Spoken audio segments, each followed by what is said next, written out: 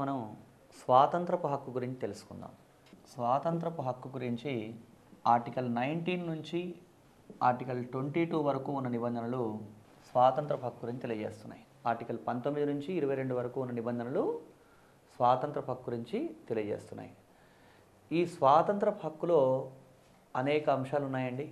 దీంట్లో ఒక్కొక్క నిబంధన గురించి మనం కూలంకుషంగా తెలుసుకుందాం. ఆర్టికల్ 19లో మనకి 6 రకాల స్వాతంత్రాల గురించి చర్చించడం జరిగింది. ఆర్టికల్ 19లో 6 రకాల స్వాతంత్రాల గురించి చర్చించడం జరిగింది. 1950లో భారత రాజ్యాంగం అమల్లోకి వచ్చినప్పుడు, అంటే మౌలిక భారత రాజ్యాంగంలో భారత పౌరులకు 7 రకాల స్వాతంత్రాలు ఉండేవి. కానీ 1978లో 44వ రాజ్యాంగ సవరణ ద్వారా ఆస్తి హక్కును ప్రాథమిక హక్కుల జాబితా నుంచి తొలగించినప్పుడే ఆర్టికల్ 19లో ఉన్నటువంటి ఆస్తి స్వాతంత్రాన్ని కూడా ప్రాథమిక హక్కుల జాబితా నుంచి తొలగించడంతో, అంటే ఆర్టికల్ 19 నుంచి ఆస్తి స్వాతంత్రాన్ని తొలగించడం వలన ప్రస్తుతం భారత పౌరులకు 6 రకాల స్వాతంత్రాలు మాత్రమే అందుబాటులో ఉన్నాయి. దాంట్లో ఒకటి వాక్ భావ ప్రకటన స్వాతంత్రం. వాక్ భావ ప్రకటన స్వాతంత్రం. రెండవది సమావేశాల ఏర్పాటు స్వాతంత్రం. మూడవది సంఘాల ఏర్పాటు స్వాతంత్రం. నాలుగో అంశం సంచార స్వేచ్ఛ. సంచార స్వేచ్ఛ అంటే ఫ్రీడమ్ ఆఫ్ మూమెంట్. నెక్స్ట్ సంచార స్వేచ్ఛ తర్వాత శాశ్వత నివాస ఏర్పాటు. నెక్స్ట్ ఈ 5వ స్వాతంత్రం తర్వాత 6వ స్వాతంత్రం ఏంటి అంటే వృత్తి స్వాతంత్రం, ఫ్రీడమ్ ఆఫ్ ప్రొఫెషన్. వృత్తి స్వాతంత్రం. వృత్తి స్వాతంత్రం గురించి ఇవి భారత పౌరులకు లభిస్తున్నటువంటి 6 రకాల స్వాతంత్రాలండి. ఈ స్వాతంత్రాలన్నీ కూడా వ్యక్తి అంటే తనకు వీలైనంత కంఫర్టబుల్గా ఈ దేశంలో బతకడానికి అవకాశం కల్పించాలనే ఉద్దేశంతో రాజ్యాంగం ఈ 6 రకాల స్వాతంత్రాలని ఆర్టికల్ 19లో కల్పించడం జరిగింది. దీంట్లో ఒక్కొక్క అంశం గురించి మళ్ళీ కూలంకుషంగా చర్చించాలి. మొదటి స్వాతంత్రం ఏంటి 6 రకాల స్వాతంత్రాల్లో అంటే వాక్ భావ ప్రకటన స్వాతంత్రం. ఈ వాక్ భావ ప్రకటన స్వాతంత్రం గురించి రాజ్యాంగంలో ఆర్టికల్ 19(1)(a)లో వాగ్భావ ప్రకటన స్వాతంత్రం గురించి చర్చించడం జరిగిందండి. వాగ్భావ ప్రకటన స్వాతంత్రం అంటే ఏంటి అసలు అంటే ఒక వ్యక్తి తన భావాల్ని ఏ రూపంలోనైనా వ్యక్తం చేయడానికి రాజ్యాంగం మనకు అవకాశం కల్పించిందండి. అంటే మనందరం కూడా మన భావజాలాన్ని, అంటే మనం ఏదైతే ఫీల్ అవుతామో ఆ సమాచారాన్ని మాటల ద్వారా కానివ్వండి, లేదా ముద్రణ ద్వారా కానివ్వండి, లేదా ప్రింటింగ్ ద్వారా, లేదా ఇంకేదైనా ఇతర రూపంలో కానివ్వండి, లేదా హావభావ విన్యాసాల వల్ల కావచ్చు, లేదా శరీర కదలికల ద్వారా కావచ్చు, ఎలాగైనా సరే మన భావాన్ని కమ్యూనికేట్ చేయడానికి, అంటే మన భావజాలాన్ని ఇతర వ్యక్తులకు తెలియజేయడానికి మనకు రాజ్యాంగం అవకాశం కల్పించింది. ఆ అవకాశంలో భాగంగానే మనకి వాగ్భావ ప్రకటన స్వాతంత్రంలో వాగ్భావ ప్రకటన స్వాతంత్రం అనే అంశం ఆర్టికల్ 19(1)(a)లో పొందుపరచడం జరిగింది. ఈ వాగ్భావ ప్రకటన స్వాతంత్రంలో వ్యక్తి తాను అనుకున్న విషయాన్ని ఎలాగైనా సరే కమ్యూనికేట్ చేయొచ్చు. బొమ్మలు, చిత్రాలు, తర్వాత ముద్రణ, ఈ అంశాలు మాత్రమే కాకుండా మరేదైనా ఇతర రూపంలోనైనా సరే ఒక వ్యక్తి తన భావజాలాన్ని వ్యక్తం చేయాలంటే వ్యక్తం చేయొచ్చు. అంటే ఫర్ ఎగ్జాంపుల్ సైగల ద్వారా కూడా ఒక వ్యక్తి తన భావజాలాన్ని ఎదుటి వ్యక్తి కమ్యూనికేట్ చేస్తాడు కొన్ని సందర్భాల్లో. అంటే మరేదైనా ఇతర రూపంలో అంటే ఇంకేదైనా ఇతర రూపంలో ఒక వ్యక్తి తన భావజాలాన్ని వ్యక్తం చేయాలన్నా వ్యక్తం చేయడానికి ఇక్కడ మనకి రాజ్యాంగంలో ఆర్టికల్ 19(1)(a) అవకాశం కల్పించిందండి. ఈ వాగ్భావ ప్రకటన స్వాతంత్రంలో భాగంగానే మనందరికీ అనేక రకాలైనటువంటి హక్కులు ఉన్నాయి. ఆ హక్కులు ఏంటి, ఆ అవకాశాలు ఏంటో అనే అంశానికి సంబంధించి కూడా తెలుసుకుందాం. ఈ హక్కులు అవకాశాలన్నీ కూడా ఏంటి అంటే భిన్న సందర్భాల్లో న్యాయస్థానాలు భిన్నమైన తీర్పులు ఇస్తూ వాగ్భావ ప్రకటనలో అనేకమైన అంశాలు అంతర్భాగం అని చెప్పడం జరిగింది. ఈ వాగ్భావ ప్రకటన స్వాతంత్రంలో భాగంగా వ్యక్తికి ఎలాంటి అవకాశాలు ఉన్నాయి అంటే అంటే సమాజంలో ఉండే వ్యక్తులందరూ కూడా తమ భావజాలాన్నే కాకుండా ఇతరుల భావాల్ని కూడా వ్యక్తం చేయవచ్చు. అంటే ఒక వ్యక్తి తను మాత్రమే కాకుండా మరొక వ్యక్తి తరఫున ఏదైనా మాట్లాడాలి అంటే కూడా మాట్లాడడానికి స్వాతంత్రం ఉందండి. అది కూడా వాగ్భావ ప్రకటన స్వాతంత్రంలో అంతర్భాగమే. అదేవిధంగా వాగ్భావ ప్రకటన స్వాతంత్రంలో భాగంగా వ్యక్తి టెలిఫోన్ ట్యాపింగ్ను వ్యతిరేకించే స్వేచ్ఛను కలిగి ఉన్నాడు. అంటే ఒక వ్యక్తి పర్సనల్ ఫోన్ ఎవరు ట్యాప్ చేయడానికి వీల్లేదు. అంటే ఏదైనా ఒకవేళ ఒక వ్యక్తి సంఘ విద్రోహ శక్తి అని భావించినప్పుడు అలాంటి సందర్భాల్లో అది వేరు విషయం. కానీ సాధారణ పరిస్థితుల్లో ఒక వ్యక్తి టెలిఫోన్ని ట్యాప్ చేయడానికి ఎవరికి అధికారం లేదు. అదేవిధంగా వ్యక్తి వాణిజ్య ప్రకటనల్లో పాల్గొనే హక్కును కూడా కలిగి ఉన్నాడు. వాగ్భావ ప్రకటన స్వాతంత్రంలో భాగంగానే వ్యక్తులందరూ కూడా ఎవరైనా సరే వాణిజ్య ప్రకటనలో పాల్గొనవచ్చు, వాటికి సంబంధించినటువంటి కార్యకలాపాలు చేసుకోవచ్చు. ఇది కూడా వాగ్భావ ప్రకటన స్వాతంత్రంలో అంతర్భాగం. వాగ్భావ ప్రకటన స్వాతంత్రంలో భాగంగా ఒక వ్యక్తి నిశ్శబ్దంగా ఉండడం కూడా దీంట్లో చెప్పడం జరిగిందండి. అంటే నిశ్శబ్దంగా ఉండడం కూడా వాగ్భావ ప్రకటన స్వాతంత్రంలో అంతర్భాగమే. నిశ్శబ్దంగా ఉండడం అనేది ఎలా వాగ్భావ ప్రకటన స్వాతంత్రంలో అంతర్భాగం అవుతుంది? నిశ్శబ్దం అనేది ఒక కమ్యూనికేషన్. అంటే నిశ్శబ్దంగా ఉండడం కూడా ఒక భావ వ్యక్తీకరణే. అంటే నిశ్శబ్దంగా ఉండడం వల్ల ఒక వ్యక్తి కోపాన్ని కానీ, అయిష్టతను కానీ, అసంతృప్తిని కానీ దేనైనా ఒకదాన్ని వ్యక్తం చేయొచ్చు. కాబట్టి నిశ్శబ్దంగా ఉండడం కూడా వాగ్భావ ప్రకటన స్వాతంత్రంలో అంతర్భాగమే. అదేవిధంగా ఈ వాగ్భావ ప్రకటన స్వాతంత్రంలో అంతర్భాగంగానే మనకి ప్రభుత్వ కార్యకలాపాలని గురించి తెలుసుకునే స్వేచ్ఛ కూడా ఉంది. ప్రభుత్వ కార్యకలాపాలని గురించి తెలుసుకునే స్వేచ్ఛ అంటే ప్రభుత్వం ఏం చేస్తోంది, ఏ సందర్భంలో ఎలాంటి నిర్ణయాలు తీసుకుంది, వీటికి సంబంధించి మనం తెలుసుకునే హక్కు మనకు ఉందండి. మనం జాగ్రత్తగా గమనించినట్టయితే ఆర్టికల్ 19(1)A అనేది రాజ్యాంగంలోని ప్రాథమిక హక్కుల్లో ఉండడం వల్లనే మనకి 2005 సంవత్సరంలో సమాచార హక్కు చట్టం అనేటువంటి చట్టం తీసుకురావడం జరిగింది. సమాచార హక్కు చట్టం ప్రకారం ఒక వ్యక్తి ఏ సమాచారాన్నైనా, ప్రభుత్వానికి సంబంధించినటువంటి ఏ సమాచారాన్నైనా, అంటే మినహాయింపులు ఉన్నాయి అది వేరే విషయం, కానీ ఏ ఇతర సమాచారాన్నైనా సరే తెలుసుకోవడానికి వ్యక్తులకు అవకాశం ఉంది అంటే అది ఆర్టికల్ 19(1)A. అంటే ఒక రకంగా చెప్పాలంటే ఈరోజు భారత రాజ్యాంగంలో ఉన్నటువంటి ఆర్టికల్ 19(1)A అనేది సమాచార హక్కు చట్టానికి కూడా ఆధారభూతమైంది అని మనం చెప్పవచ్చు. ఈ వాగ్భావ ప్రకటన స్వాతంత్రంలో ఇంకా ఏమన్నా ఇతర అంశాలు ఉన్నాయా అంటే ఇప్పుడు మాట్లాడుకున్న అంశాలన్నీ ఉన్నాయండి. ఈ వాగ్భావ ప్రకటన స్వాతంత్రంలో భాగంగా ఒక వ్యక్తి ఏదైనా సమాచారాన్ని ఏ సందర్భంలోనైనా కమ్యూనికేట్ చేయవచ్చు అని మనం తెలుసుకున్నాం. ఇవన్నీ వాగ్భావ ప్రకటన స్వాతంత్రంలో అంతర్భాగాలే. అయితే ఇక్కడ వాగ్భావ ప్రకటన స్వాతంత్రం ఉంది కదా అని వ్యక్తి దాన్ని దుర్వినియోగం చేయకుండా ఉండాలి. కాబట్టి అంటే దాన్ని దుర్వినియోగం చేస్తే ఇతరులకు ఇబ్బంది కలుగుతుంది. అందుకని మనకి ప్రాథమిక హక్కులు ఎంత విస్తారంగా ఉన్నాయో అదేవిధంగా ఈ ప్రాథమిక హక్కులపై కూడా పరిమితులు కూడా ఉన్నాయి. ఈ వాగ్భావ ప్రకటన స్వాతంత్రం మీద కూడా అనేక పరిమితులు ఉన్నాయండి. ఆ పరిమితులు ఏంటి అంటే వ్యక్తులు తాము మాట్లాడేటప్పుడు లేదా తమ ఈ వాగ్భావ ప్రకటన స్వాతంత్రాన్ని వినియోగించుకునే సందర్భంలో దేశ సార్వభౌమాధికారానికి కానీ, దేశ సమైక్యతా సమగ్రతకు కానీ భంగం కలిగించకూడదు. అదేవిధంగా ఇతర వ్యక్తుల పరువు మర్యాదలకు దెబ్బతీసే విధంగా వ్యక్తి వాగ్భావ ప్రకటన స్వాతంత్రం ఉండకూడదు. ఒకవేళ ప్రభుత్వం చేసినటువంటి ఏదైనా ఒక చట్టం వల్ల వ్యక్తి వాగ్భావ ప్రకటన స్వాతంత్రానికి ఇబ్బంది కలుగుతోంది అని అనుకున్నప్పుడు అప్పుడు మనం న్యాయస్థానాన్ని కూడా ఆశ్రయించవచ్చు. ఇటీవలి కాలంలో మనం 66A information technology act, IT యాక్ట్కి సంబంధించి 66A అనే విషయం సుప్రీంకోర్టులో సవాల్ చేయడం జరిగింది. ఆ విషయం మీద శ్రియా సింఘాల్ అనే వ్యక్తి ప్రజా ప్రయోజనాల వ్యాజ్యం వేయడం, దానికి సంబంధించి ఆర్టికల్ 66Aను సమంజసం కాదని న్యాయస్థానం చెప్పడం కూడా మనం గమనించాం. ఎందుకు అంటే వాగ్భావ ప్రకటన స్వాతంత్రం ఉంది కాబట్టి. ఇవన్నీ ఆర్టికల్ 19(1)Aలో ఉన్నటువంటి వాగ్భావ ప్రకటన స్వాతంత్రంలో అంతర్భాగమే. వాగ్భావ ప్రకటన స్వాతంత్రం తర్వాత ఆర్టికల్ 19లో ఉన్నటువంటి రెండవ స్వాతంత్రం ఏంటి అంటే సమావేశాల ఏర్పాటు స్వాతంత్రం. ఈ సమావేశాల ఏర్పాటు స్వాతంత్రం గురించి ఆర్టికల్ 19(1)B తెలియజేయడం జరుగుతుంది. సమావేశాల ఏర్పాటు స్వాతంత్రం అంటే ఏంటి అంటే దేశంలోని పౌరులు సమావేశాలు ఏర్పాటు చేసుకోవడానికి స్వాతంత్రాన్ని కలిగి ఉన్నారు. పౌరులందరూ కూడా ఎవరైనా సరే బహిరంగ ప్రదేశాల్లో సమావేశాలు ఏర్పాటు చేసుకునే అవకాశాన్ని కలిగి ఉన్నారండి. ఈ సమావేశాల ఏర్పాటు స్వాతంత్రంలో భాగంగా వ్యక్తి సమావేశాలు ఏర్పాటు చేసుకోవచ్చు. అయితే సమావేశాలు ఏర్పాటు చేసుకునే సందర్భంలో ఆయుధాలు ధరించి సమావేశాలకు హాజరు కాకూడదు.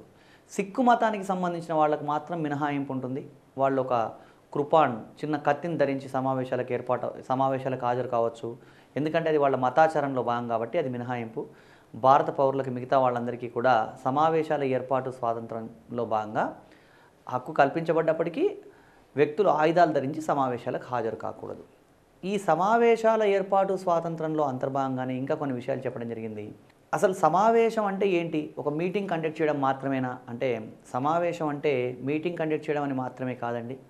వ్యక్తులు ర్యాలీలు చేయడం కావచ్చు, అదేవిధంగా ఊరేగింపులు చేయడం కావచ్చు, లేదా ఏమన్నా ప్రదర్శనలు చేయడం కావచ్చు, ఇవన్నీ కూడా సమావేశాల ఏర్పాటు స్వాతంత్రంలో అంతర్భాగమే.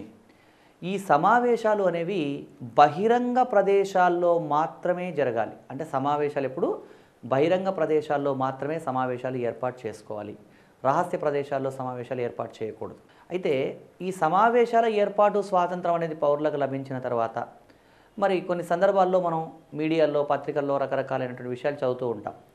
ఏదో ఒక పొలిటికల్ పార్టీ మేము పలానా సమావేశానికి పిలుపునిచ్చాం అని చెప్పడం, అదే సందర్భంలో పోలీసులు ఇది శాంతి భద్రత విఘాతం కలిగిస్తోంది కాబట్టి, వాళ్ళు పర్మిషన్ తీసుకోలేదు కాబట్టి ఈ సమావేశానికి మేము పర్మిషన్ ఇవ్వలేదు అని చెప్పడం, రెండు మనం చదువుతూ ఉంటాం. ఇక్కడ విషయం ఏంటి అంటే, ఒక రాజకీయ పార్టీ ఒక సమావేశానికి పిలుపునిచ్చింది అంటే అర్థం ఏంటి అంటే, ఆర్టికల్ 19(1)(b)లో సమావేశాల ఏర్పాటు స్వాతంత్రం ఉంది కాబట్టి రాజ్యాంగబద్ధంగా మేము సమావేశాలు ఏర్పాటు చేసుకుంటాం అన్నది ఆ పార్టీ భావన అయి ఉంటుంది. మరి పోలీసులు లేదా ఇంకా ప్రభుత్వం కొన్ని సందర్భాల్లో ఈ సమావేశానికి పర్మిషన్ లేదు అని ఎందుకంటుంది, లేదా ఈ సమావేశాలు జరగాల్సిన అవసరం లేదని, ఈ సమావేశాన్ని అడ్డుకోవాలని ఎందుకు ప్రయత్నిస్తుంది అంటే, మన ప్రాథమిక హక్కులు అపరిమితమైనవి కావండి. ప్రాథమిక హక్కుల మీద హేతుబద్ధమైన పరిమితులు విధించవచ్చు.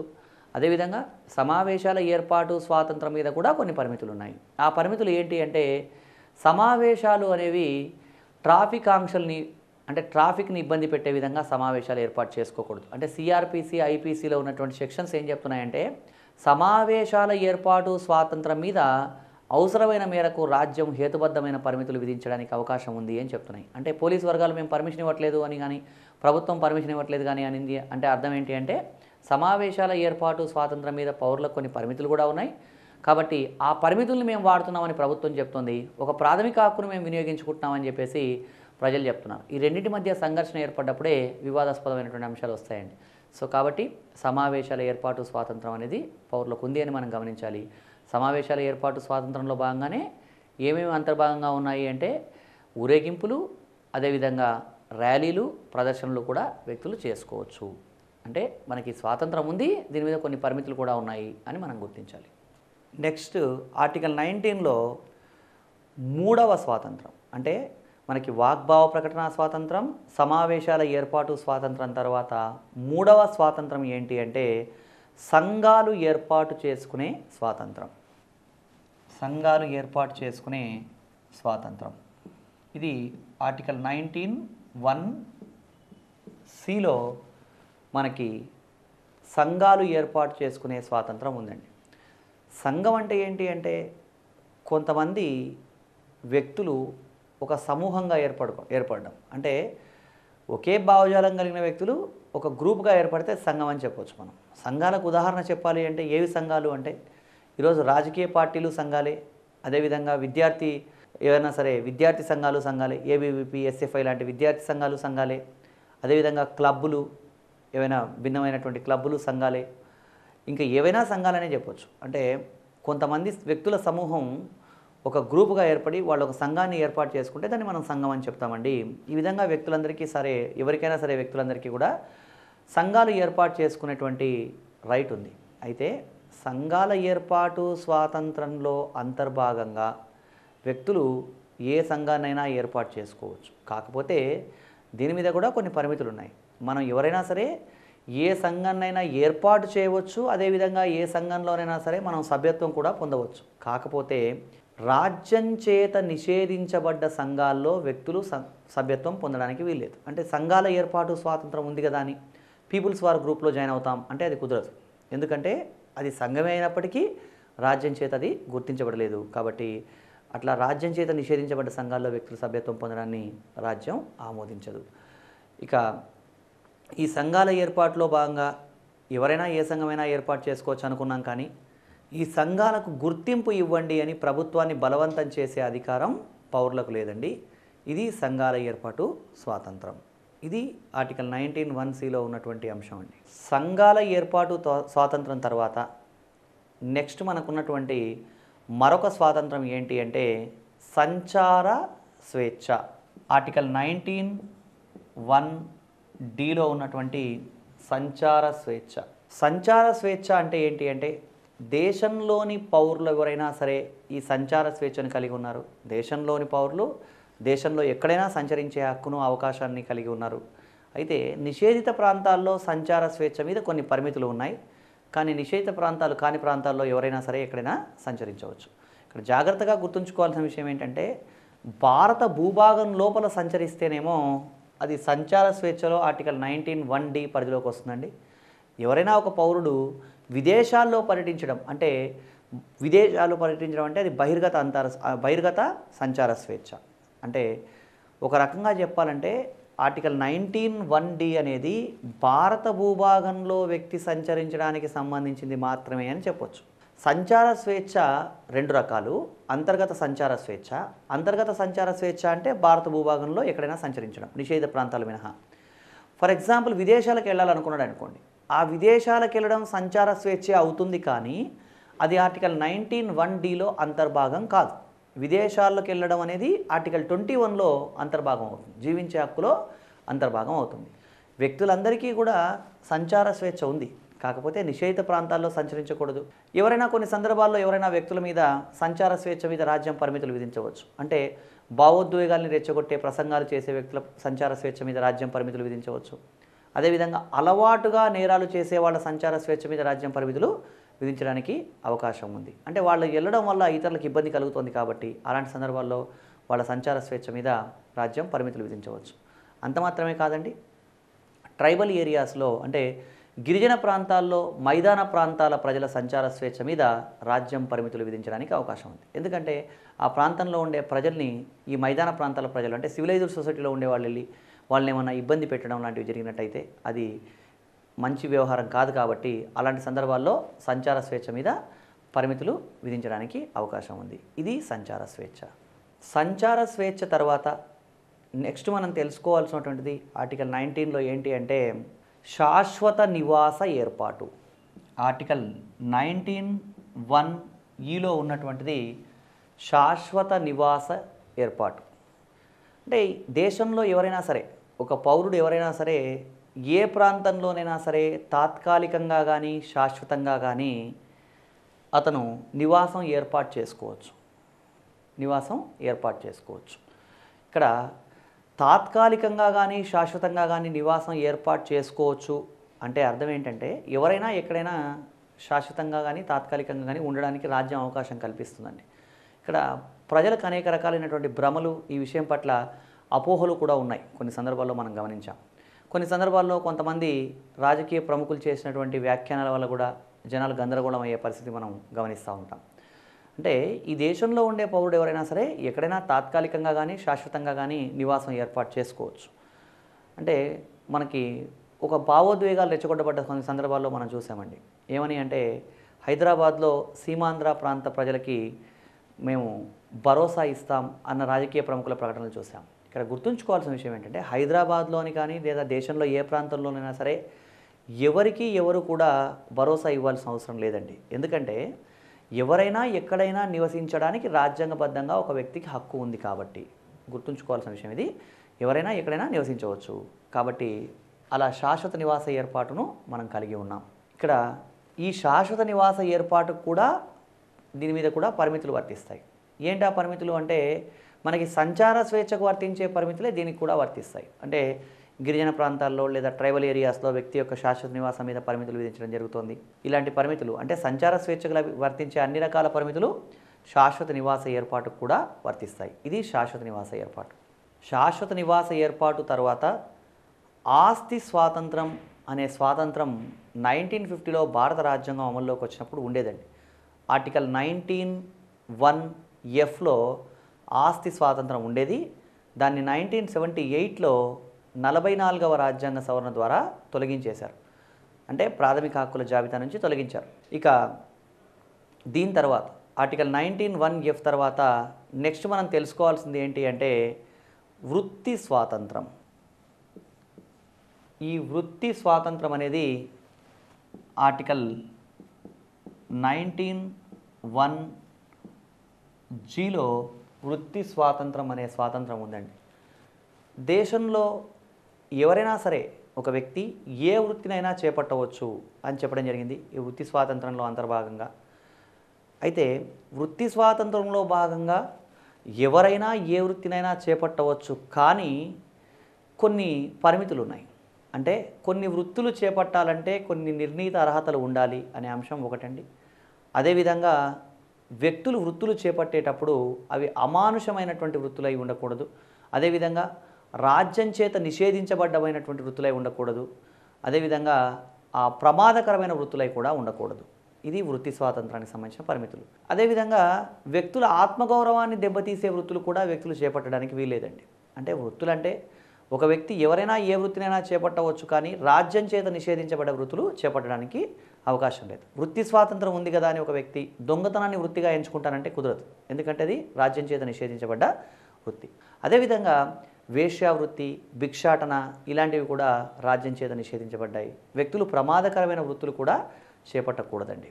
అంటే వ్యక్తులందరికీ వృత్తి స్వాతంత్రం ఉంది, కానీ ఈ పరిమితులు ఉన్నాయి. ఇంకా స్పెసిఫిక్గా చెప్పాలంటే వృత్తి స్వాతంత్రానికి సంబంధించి ఉన్నటువంటి మరొక లిమిటేషన్ ఏమంటే కొన్ని వృత్తులు చేపట్టాలంటే కొన్ని నిర్ణీత అర్హతలు ఉండాలి.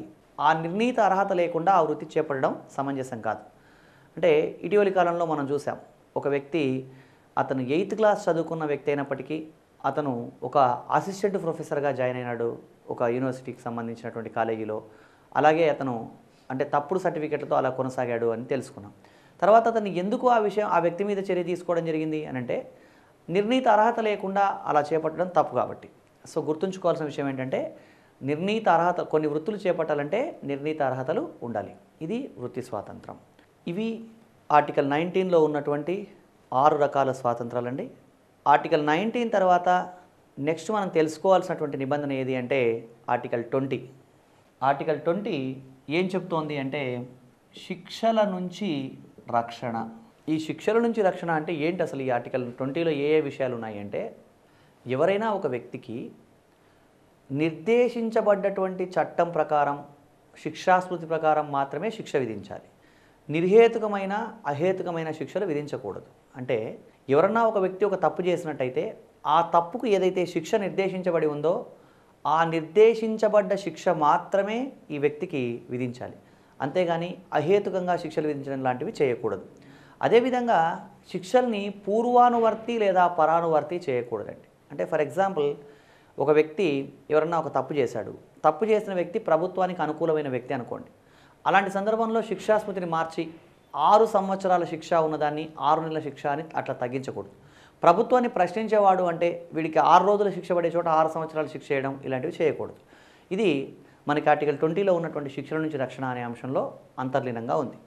అదేవిధంగా ఆర్టికల్ 20లోనే ఆర్టికల్ 20 ఉపనిబంధన 2 ఏం చెప్తోంది అంటే ఒక వ్యక్తికి ఒక తప్పుకు 2 శిక్షలు విధించకూడదు. ద్వంద్వ శిక్షలు నిషేధం అని చెప్తుందండి. అంటే ఒక తప్పు చేస్తే దానికి ఒక నిర్దిష్ట శిక్ష ఉంటుంది, అదే శిక్ష విధించాలి. కానీ ఒకే తప్పుకు అనేక రకాల శిక్షలు విధించకూడదు. కానీ అనేక రకాల తప్పులు చేస్తే అనేక రకాల శిక్షలు విధించవచ్చు, ఒకే తప్పుకు మాత్రం అనేక శిక్షలు విధించకూడదు. అంటే ఒకసారి ఒక తప్పుకు ఒక శిక్ష విధించి మళ్ళీ దాన్ని ఎక్స్టెన్షన్ చేసి ఇట్లా చేయడానికి వీలేదండి.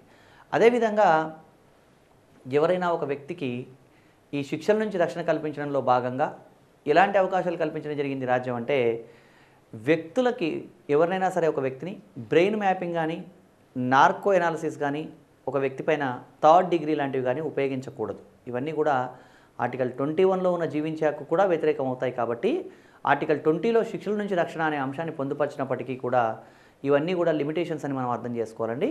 ఏ వ్యక్తికి కూడా ఇతరేతర రకాలైనటువంటి ఇబ్బందులకు గురి చేయకూడదు. వ్యక్తికి శిక్షల నుంచి రక్షణ లభిస్తుంది. అంటే ఇక్కడ మనం అర్థం చేసుకోవాల్సిన విషయం ఏంటంటే ఒక వ్యక్తికి నిర్హేతుకమైన అహేతుకమైన శిక్షలు విధించకూడదు అని గుర్తించాలి. అదేవిధంగా చట్టం నిర్ధారించిన పద్ధతిలోనే శిక్ష విధించాలి తప్ప మరే విధంగానూ ఆ శిక్షను ఇంక్రీజ్ చేయకూడదు. ఇంకా ఆర్టికల్ 20లో అంతర్లీనంగా ఇంకా చెప్పబడ్డ అంశం మరొకటి ఏంటంటే ఎవరైనా ఒక వ్యక్తిని తనకు వ్యతిరేకంగా తాను సాక్ష్యం చెప్పుకోమని బలవంతం చేయకూడదు. ఒక వ్యక్తిని తనకు వ్యతిరేకంగా తాను సాక్ష్యం చెప్పుకోమని బలవంతం చేయకూడదు. అలా చేసి బలవంతంగా అతని చేత సాక్ష్యం చెప్పించినట్టయితే తర్వాత అతను నాతో బలవంతంగా సాక్ష్యం చెప్పించారు అని కనుక నిరూపించగలిగితే అలా చెప్పించిన వాళ్ళకు కూడా చట్టం ప్రకారం వాళ్ళ మీద కూడా చర్య తీసుకోవడం జరుగుతుంది. ఇది శిక్షల నుంచి రక్షణ. అంటే అమానుషమైన, అహేతుకమైన, నిర్హేతుకమైన శిక్షల నుంచి వ్యక్తిని రక్షించడం కోసం ఆర్టికల్ 20 అనేది రాజ్యాంగంలో పొందుపరచబడింది. ఆర్టికల్ 20 తర్వాత నెక్స్ట్ మనం తెలుసుకోవాల్సిన నిబంధన ఆర్టికల్ 21 అండి. జీవించే హక్కు. ఈ జీవించే హక్కులో ఏం చెప్పడం జరిగింది అంటే, ఒక వ్యక్తి జీవితానికి కానీ స్వేచ్ఛకు కానీ చట్టం నిర్ధారించిన పద్ధతిలో తప్ప మరే విధంగానూ ఆ వ్యక్తికి ఇబ్బంది కలిగించకూడదు, అంటే ఏ విధంగా నష్టం కలిగించకూడదని జీవించే హక్కులో చెప్పడం జరిగిందండి. ఈ జీవించే హక్కు చాలా ముఖ్యమైనటువంటి అంశం భారత రాజ్యాంగంలో. ఈ జీవించే హక్కుకు సంబంధించి మనం కొన్ని కేసులు కూడా గమనించాలి. ఈ జీవించే హక్కుకు సంబంధించి 1950లో గోపాలన్ కేసు అనే కేసు ఉండిందండి. ఈ గోపాలన్ కేసు అనే కేసు ఏం చెప్తుంది అంటే, జీవించే హక్కుకు పరిమితార్థాన్ని ఇస్తుంది. పరిమితార్థాన్ని ఇవ్వడం అంటే ఏంటి అంటే, జీవించే హక్కులో ఏం చెప్పడం జరిగింది అంటే, వ్యక్తి జీవితానికి మరియు స్వేచ్ఛకు కార్యనిర్వాహక ఉత్తర్వుల నుంచి రక్షణ లభిస్తుందే కానీ పార్లమెంటు చట్టాల నుంచి కాదు అని చెప్తున్న అంశం గోపాలన్ కేసులో తెలియజేయడం జరిగింది. అదేవిధంగా తర్వాత కాలంలో మనకి 1978లో మేనకా గాంధీ కేసు అనే కేసులో ఏం చెప్పడం జరిగింది అంటే, వ్యక్తి జీవితానికి స్వేచ్ఛకు కార్యనిర్వాహక ఉత్తర్వుల నుంచి మాత్రమే కాదు పార్లమెంటు చట్టాల నుంచి కూడా రక్షణ లభిస్తుంది అని చెప్పిన కేసు మేనకా గాంధీ కేసు. ఎగ్జామ్లో జీవించే హక్కుకు పరిమితార్థాన్ని ఇచ్చిన కేసు ఏది అంటే గోపాలన్ కేసు అని, విస్తృతార్థాన్ని ఇచ్చిన కేసు ఏది అంటే మేనకా గాంధీ కేసు అని గుర్తించాలి. ఆ తర్వాత అనేక సందర్భాల్లో సుప్రీంకోర్టు అనేక విషయాల్ని జీవించే హక్కులో అంతర్భాగమని చెబుతూ వచ్చింది. భిన్న సందర్భాల్లో భిన్నమైన సందర్భాలకు సంబంధించి ఇవి జీవించే హక్కులో పలానాంశం అంతర్భాగమని చెప్పడం జరిగిందండి. అవేంటో ఒకసారి మనం పరిశీలిద్దాం. జీవించే హక్కులో అనేక అంశాలు ఉన్నాయండి. అవేంటి అంటే, ఒకటి కాలుష్యరహిత జీవితం, పొల్యూషన్ ఫ్రీ లైఫ్ జీవించే హక్కులో అంతర్భాగం. సకాలంలో వైద్య సదుపాయం పొందడం, అదేవిధంగా బేడీలను నిరోధించడం అంటే హ్యాండ్ కఫింగ్ జీవించే హక్కులో అంతర్భాగం. వివాహం జీవించే హక్కులో అంతర్భాగం. గృహ సదుపాయాన్ని పొందడం జీవించే హక్కులో అంతర్భాగం. ఎన్కౌంటర్లను వ్యతిరేకించడం జీవించే హక్కులో అంతర్భాగం. ఎన్కౌంటర్లను వ్యతిరేకించడం జీవించే హక్కులో అంతర్భాగం.